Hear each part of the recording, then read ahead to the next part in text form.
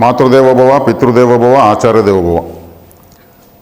తంత్ర జ్యోతిషం అనేటువంటి ఈ వీడియోలో భాగంగా మనం ఈరోజు శని భగవానుల వారు జూన్ 30, 2024 సంవత్సరం ఆదివారం ఉదయం 7 గంటల నుంచి కుంభరాశి యందు వక్ర సంచారం ప్రారంభించి మకర రాశి వైపు ప్రయాణిస్తున్నారు. ఈ వక్ర సంచారం వల్ల ద్వాదశ రాశుల వారికి శని భగవానుల వారు ఎటువంటి ఫలితాలు ఇస్తున్నారనే దానిపైన మనము మాట్లాడుకోబోతున్నాము. మరి శని భగవానుల వారి గురించి చెప్పాలంటే ఆయన ధర్మదేవత, ఈశ్వర శబ్దంతో పిలువబడే ఏకైక నవగ్రహాలు ఏకైక గ్రహం ఆయనే. ఈశ్వర శబ్దంతో పిలిచే దేవతలు 5 మందే. 5 మందిలో ఈశ్వరుడు, విఘ్నేశ్వరుడు, సుబ్రహ్మణ్యేశ్వరుడు, వెంకటేశ్వరుడు, తర్వాత శనీశ్వరుడు మాత్రమే. వీళ్ళు 5 మందే లయకారకులు, చాలా శక్తివంతమైన దేవతలు. వీళ్ళకి అధికారాలు ఎక్కువ ఉంటాయన్నమాట.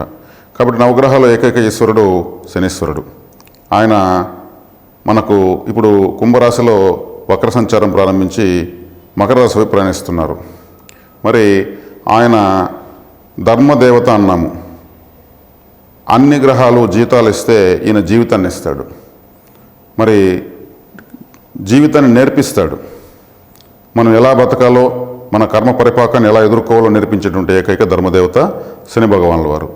కాబట్టి కష్టపెట్టే దాంట్లో శని భగవానులు అంతటి వారు లేరు, కలిగించడంలోనూ ఆయన అంతటి వారు లేరు అంటూ ఉంటారు.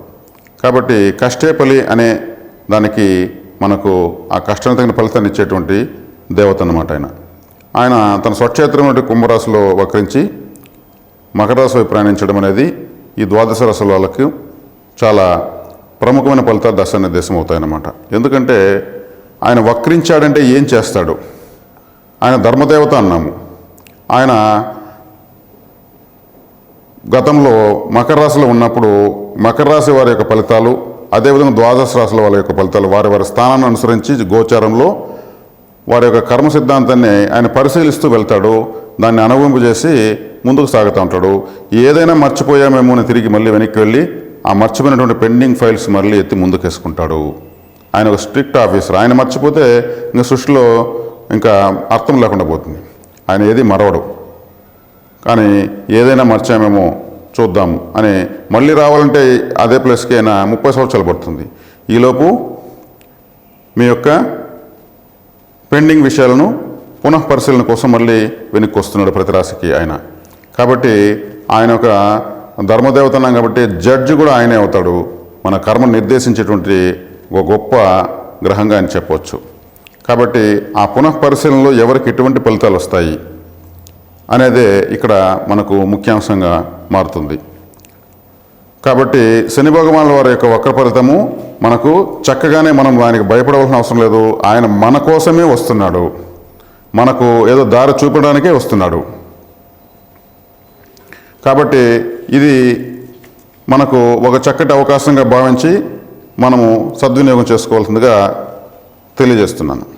ఇప్పుడు తులారాశి వాళ్లకు కుంభరాశిలో అంటే మీ యొక్క 5వ స్థానంలో మీకు మొట్టమొదటి రాజయోగ కారకుడైనటువంటి శని భగవానుల వారు వక్రించి మకరం వైపు వస్తున్నారన్నమాట.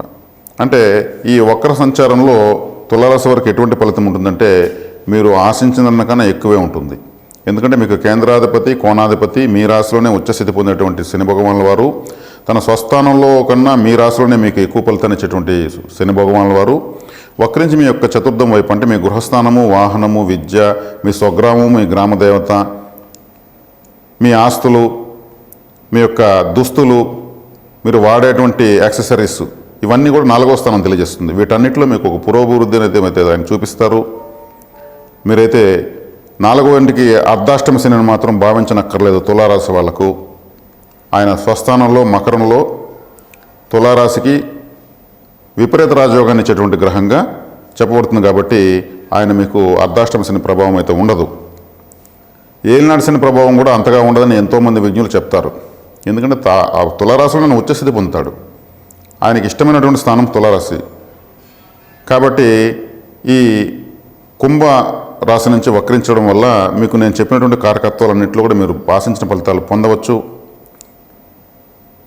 కాబట్టి ఇప్పుడు నేను చెప్తున్నటువంటి విషయాల్లో మీరు ఆస్తులు కానీ మీ స్వగ్రామంలో కానీ మీ తల్లికి సంబంధించి కానీ మీ వాహనానికి సంబంధించి కానీ శుభస్కరమైనటువంటి విషయాలు మీరు ఆశించవచ్చు. మీ ఊళ్ళో మీకు ఏదన్నా పరిష్కారం కానీ సమస్యలున్నా, మీ వాహనానికి సంబంధించినటువంటి ఏదైనా మరమ్మతులున్నా, కొత్త వాహనాన్ని కొనాలనుకున్నా, లేదు ఉన్న వాహనాన్ని సరైన ధరనికి అమ్మాలనుకున్నా, అదేవిధంగా మీకు యాక్సెసరీస్ అని చెప్పాను. ఎందుకంటే మనం వాడే వస్తువులు, మన ఇంట్లో గృహోపకరణాలు, గృహస్థానం కాబట్టి మకర రాశి వీరు కొత్త ఫర్నిచర్ కొనేదానికి అవకాశం ఉంటుంది. వీటన్నిటిని కూడా బ్రాండెడ్గా తీసుకోవచ్చు మీరు. సుఖస్థానం కాబట్టి మీకు జీవితాంతం ఉపయోగపడేటువంటి, గుర్తుండిపోయేటువంటి, సంతోషకరమైనటువంటి ఏదో మీకు బహుమానాలుగా ఇచ్చేదానికే శని భగవానుల వారు వస్తున్నారు. ఎందుకంటే కలిగించే దాంట్లో శని భగవానుల వారంతా వారు లేరు. తులారాశి అంటేనే ఆయన ఆ రాశి వారికి ఒక అమృత కలశం లాంటి దేవత అని చెప్పచ్చు. కాబట్టి ఈ అర్ధాష్టమ శని మీకు వస్తూ ఉంది, మళ్ళీ వస్తూ ఉందని భయపెడితే మీరు భయపడవలసిన అవసరం లేదు అంటున్నాను. కాబట్టి ఇక్కడ కేంద్రాధిపతి, కోణాధిపతి సంపూర్ణ శుభగ్రహము. తదితర ఇతరత్ర గ్రహాలు ఏదైనా మీకు వ్యతిరేకంగా ఉంటే ఆ ఫలితాలు వస్తే రావచ్చేమో, కానీ శని భగవానుల వారి నుంచి మాత్రం మీకు ఏ విధమైనటువంటి వ్యతిరేక ఫలితాలు లేవు. తులారాశి వాళ్ళు ఆశించిన దానికన్నా ఎక్కువగానే మీరు గుండెల పని చేయి వేసుకుని అనుభవించవచ్చు. కాబట్టి మీ మాతృ ఆరోగ్యము, తత్సమానమైనటువంటి వాళ్ళు, తల్లితో సమానమైనటువంటి వాళ్ళ యొక్క ఆరోగ్యము, వారితో సత్సంబంధాలు ఇవన్నీ కూడా మెరుగుపడతాయి. ఈ అవకాశాలను నేను చెప్పినటువంటి కారకత్వాలన్నింటిలోనూ మీరు చూడవచ్చు. 4 నెలల పాటు మీకు ఈ అవకాశం వస్తూ ఉంది. మరి ఇంకేదైనా మీ జాతకంలో వ్యతిరేక దశ నడుస్తూ ఉన్న వాళ్ళు ఎవరైనా ఉంటే, శని భగవానుల వారు ఆయన మనకు అనుగ్రహించాలంటే పరిహారాల వైపు పరుగులు తీస్తూ ఉంటారు ప్రపంచమంతా. మరి తైలాభిషేకాలకు, మరి ఇంకెక్కడో గొప్ప గొప్ప శని భగవాన్ యొక్క క్షేత్రాలకు వెళ్ళి దర్శించుకొని ఆరాధించి చేస్తూ ఉంటారు. ఆయన ఎన్నో బాధలు చెప్పుకుంటూనే ఉంటారు. ఆయన తైలాభిషేకాలకు, నమస్కారాలకు, ఇంకా దేనికైనా లొంగడు, ఖచ్చితంగా లొంగడు. మనము ఆశ కొద్దీ మనం చేస్తూ ఉంటాము.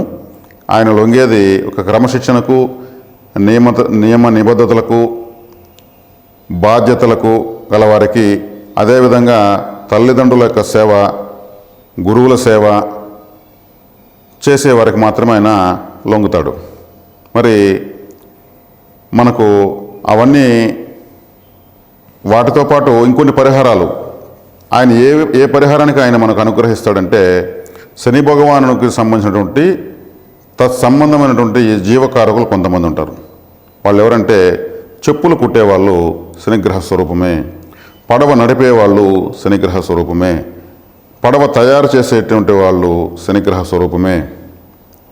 అదేవిధంగా మనకు మున్సిపల్ కార్మికులు వాళ్ళు ఊడుస్తూ ఉంటారు. ఆయన యొక్క ఆయుధము చీపురు కట్ట. ఆ చీపురు పట్టారంటే ఆయన యొక్క అనుగ్రహంతోనే వాళ్ళు ఆ వృత్తిలో ఉంటారు. మరి శుభ్రత అనేదానికి ఆయనే కారకుడు. అందుకే ఆయన మన జీవితంలో ఊడుస్తాడు కాబట్టి ఆ చీపురుతో మనము బాధలకు గురవుతాము. ఆ చీపురు పట్టిన వాళ్ళందరూ కూడా శనిగ్రహ స్వరూపంగానే మనం భావించి వారికి మనం సేవ చేయొచ్చు. ప్రతి రాశి వాళ్ళు, 12 రాశుల వాళ్ళు కూడా నేను చెబుతున్నటువంటి చెప్పులు కుట్టేటువంటి వాళ్ళకు మనము నీళ్లు, ఏదైనా ఫుడ్ దానం ఇవ్వడం వల్ల శనిగ్రహము అనుగ్రహిస్తుంది. అదేవిధంగా ఈ చీపురు పట్టి ఎప్పుడు శుభ్రత చేస్తున్న వాళ్ళందరూ కూడా శని భగవానులే. వాళ్ళు కానీ ఒక వారం రోజులు 10 రోజులు కానీ వాళ్ళ పని ఆపారంటే అప్పుడు తెలుస్తుంది శని భగవానుల యొక్క విశ్వరూపం. తర్వాత ఆలయంలో కూడా శుభ్రత చేసేదానికి మీరు పరిహారంగా శనిగ్రహ అనుగ్రహం కోసం టాయిలెట్ క్లీనర్సు, ఫ్లోర్ క్లీనర్సు, చీపులు దానంగా ఇవ్వచ్చు. ఇది 12 రాసుల వాళ్ళు ఇవి చేయొచ్చు. మీకు అందుబాటులో పడవలు నడిపేవాళ్ళు, చేపలు పట్టేవాళ్ళు, చేపలను కత్తిరించి అమ్ముకునేవాళ్ళు, వాళ్ళందరికీ కూడా మీరు శుభ్రంగా మీరు మంచినీటిని, ఆహారాన్ని ఇవ్వచ్చు. శనిగ్రహం తక్షణం అనుగ్రహిస్తుంది. సముద్రంలో చేపలు పట్టే వాళ్లకు చుట్టూ నీళ్ళే ఉంటాయి, తాగడానికి నీళ్ళు ఉండవు. ఇదే విచిత్రం. వాళ్ళకు మీరు వాటర్ ఇస్తే ఆ నడి సముద్రంలో కూడా వాళ్ళకు తాగి దాహం తీర్చుకుంటే, అంటే సముద్రం అంటే చంద్రుడు, మరి మీరు ఇస్తున్న నీళ్ళు శుద్ధ జలం, ఈ నీళ్లు తాగడం వల్ల చంద్రగ్రహం కూడా యాక్టివేట్ అవుతుంది. మీరు ఇచ్చిన ఫుడ్ తీసుకోవడం వల్ల రాహు గ్రహం కూడా యాక్టివేట్ అవుతుంది. రాహువత్ శని, శనివత్ రాహు అంటే రాహు శనిలాగా పనిచేస్తాడు. కాబట్టి పరిహారాల్లో తీసుకుంటే ఇవి మీకు శని వక్రించున్నప్పుడు,